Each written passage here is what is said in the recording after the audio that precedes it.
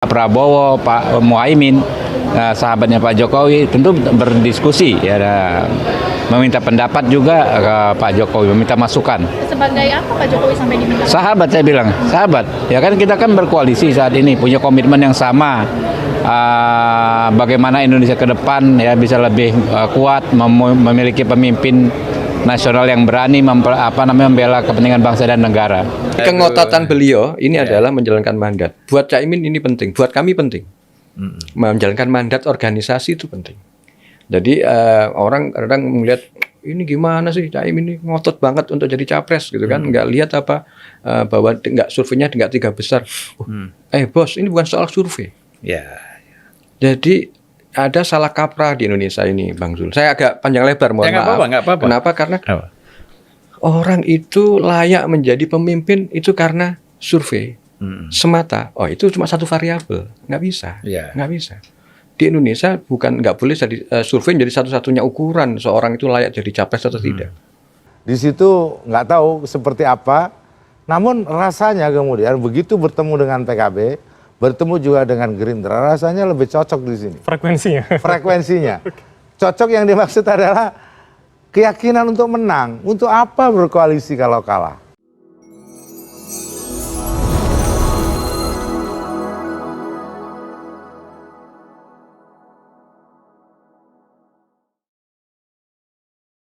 Bagaimana Indonesia ke depan ya bisa lebih kuat, memiliki pemimpin nasional yang berani membela kepentingan bangsa dan negara. Itu nanti pendapat Pak Jokowi itu bagian dari cawe-cawe juga nggak sih? Ya namanya pendapat, ya silakan dong. Bisa ada pendapat dari mana saja ya. Dan disepakati oleh Muhaimin Iskandar, sudah pasti Erick Thohir sulit untuk mendapatkan tiket sebagai cawapres Prabowo Subianto. Apalagi Erick Thohir relatif bukan orang partai, dan Muhaimin Iskandar sendiri adalah ketua umum PKB yang sangat berkeinginan menjadi cawapres Pak Prabowo. Jadi kalau melihat dari skema koalisi Indonesia Raya, sepertinya prioritas akan diberikan kepada Caimin, tetapi bisa berubah jika Caimin menyetujui nama lain di luar dirinya. Pasti kalau dilihat dari historicalnya, ya pasti hijau. Oke, masih yakin. Karena apa? Karena apa? Karena memang dari awal yang dibangun koalisinya itu koalisi PKB dengan Gerindra. Yang di dalam diktum kerjasamanya masih membuka kerjasama politik dengan partai yang lain. Yang nyusul. Nah, di dalam urutan logika tentu yang pertama Penghuni lama akan menentukan, begitu? Akan menentukan, itu urutan logika. Tetapi di dalam politik, ya ketika 3 orang duduk, itu akan banyak pikiran. Yang harus dirumuskan, yang harus ditemukan, yang harus dicari titik temunya. Karena apa? Seatnya cuma 2. Artinya keyakinan ini kan akan bisa berubah dong dengan misalkan pertemuan bertiga nanti, kalau akan bertiga begitu. Makanya, di dalam politik ada dinamika seperti itu, tapi kalau tanya kepada saya pikir sudah ideal pasangan Pak Prabowo dan Gus Muhaimin.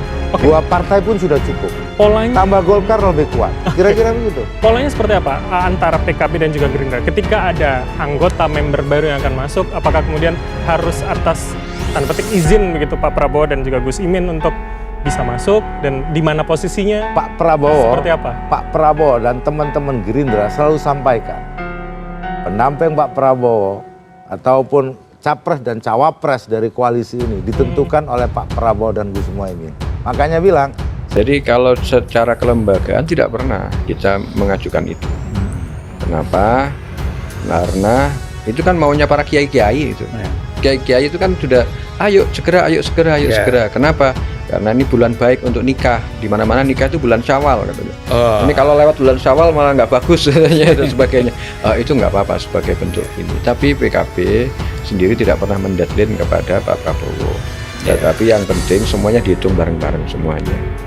Jadi soal itu menurut saya rumor itu PKB nggak pernah mendeadline. Bahkan Caimin sendiri itu sangat nyaman dengan Pak Prabowo. Caimin menyatakan saya nyaman. Ini orang ada visinya. Begitu kan, jadi nggak ada masalah waktu itu. Sebagai seorang Muhaimin Iskandar, oke. Lihat dengan apa yang dilakukan oleh Pak Prabowo dengan kesana kemarinya, manuver-manuver dan sebagainya itu. Tapi tentu saja sebagai ketua umum kan beliau nanti pasti akan bertanya kepada partai. Sebagai pemegang mandataris, beliau pasti akan nanya. Nah, kemudian beliau juga akan nanya kepada para kiai, nanya ke semua pihak. Oh, ini sudah bulan Juni nih, ini sudah bulan Juli nih, progresnya apa? Ya, yang namanya orang ini kan harus ada progres. Sebagai ketua umum partai, beliau pasti akan melakukan progres-progres. Tapi sampai sekarang kami nggak pernah mendeadline secara apakah ada deadline resmi dari PKB kepada ini, enggak. Kalau untuk orang per orang ada kiai yang ingin mendeadline sebagainya, kita pasti akan sampaikan ke Prabowo. Dan PKB terkenal selama ini kalau berkoalisi itu setia.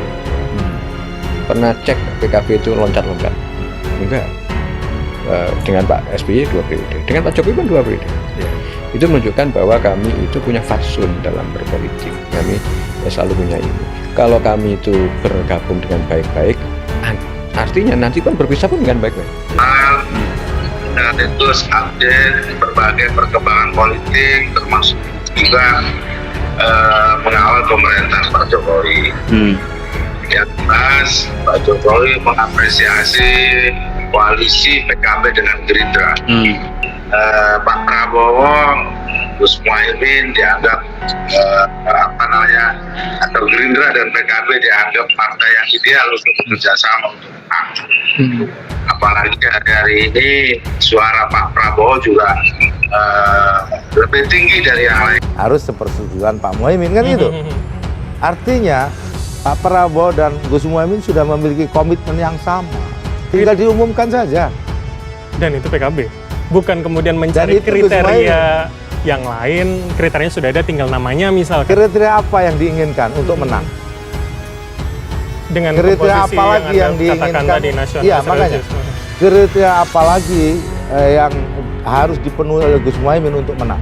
Oke. Kita bisa sebutkan. Sudah ada semua begitu. Sudah ya, ada semua. menurut Anda ya. Pak Prabowo kuat di Jakarta dan Jawa Barat, Gus Muhaimin punya suara blok di Jawa Timur. Pak Prabowo dari militer, Pak Muhaimin pimpinan dari sipil. Tapi Pak Muhaimin lahir dari pesantren, Pak Prabowo lahir dari barak. Ini mewakili ulama Pak Muhaimin. Nah, Pak Prabowo, Pak Muhaimin, sahabatnya Pak Jokowi tentu berdiskusi ya, meminta pendapat juga ke Pak Jokowi, meminta masukan. Sebagai apa Pak Jokowi sampai diminta? Sahabat, saya bilang, sahabat. Ya kan kita kan berkoalisi saat ini, punya komitmen yang sama. Bagaimana Indonesia ke depan ya bisa lebih kuat, memiliki pemimpin nasional yang berani membela kepentingan bangsa dan negara.